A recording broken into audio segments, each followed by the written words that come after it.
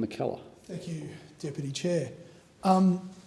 Deputy Chair, it is disappointing that the member for Kennedy, who is down to speak on this motion, has decided that he has better things to do than stand up for the freedom of Australians and Australian students at universities. The member for Falinski can't be here because she is busy at the moment working with her community to protect life and property.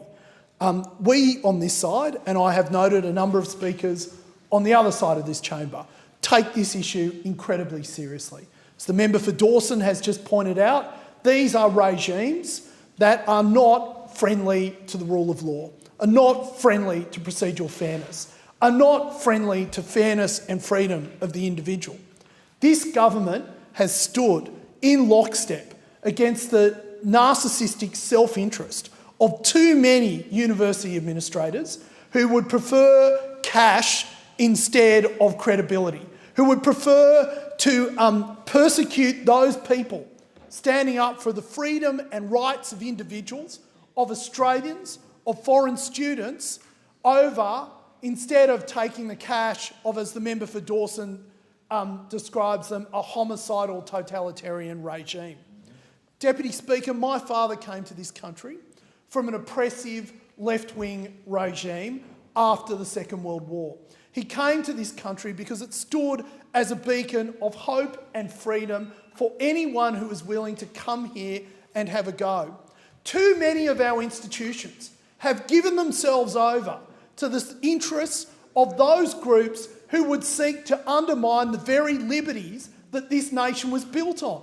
Too many of our so-called betters who speak down to us on an ever-increasing range of subjects are not willing to stand up to regimes that, frankly, in past generations would have been opposed for because they seek to treat their citizens as vassals. We come to this chamber, Deputy Speaker, because we understand the importance of rule of law. We understand the importance of the values on which this nation was founded, which is those of freedom and fairness. We understand that unless you have freedom and fairness in a nation, you cannot have people like the member for Falinski, who is currently working with her community to save her community.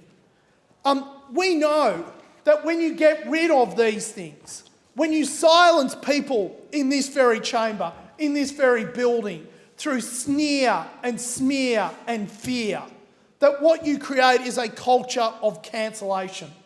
Because you cannot deal with the arguments, you can only deal with cancelling them. If you do not like what someone is saying, too many on the left today deal with it by cancelling those people who are saying it.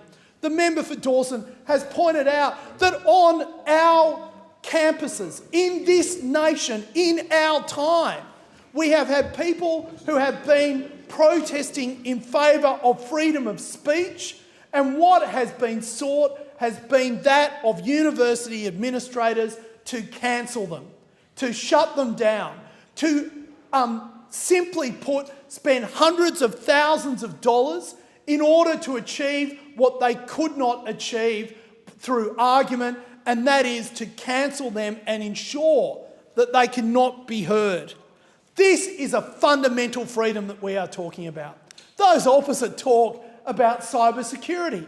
I don't wish to demean that as an incredibly critical issue, but are they serious? Are they serious when those people who administer our universities that are meant to be centres of higher thinking, of higher learning, are busy undermining the very freedoms on which this nation was built? We cannot replace our values with cybersecurity measures. Firstly, we have to stand up to our very values. And unless this Parliament is not unwilling to fundamentally stand up for those who cannot stand up for themselves, then we are lost. We are lost in this nation. The motion that the member for Falinski has put to this Parliament is absolutely critical and core to what it means to be Australia. It is exactly what this nation was formed for. It is exactly the beacon of light that so many refugees, so many migrants, including my father, came Order. to observe and live through. Has expired.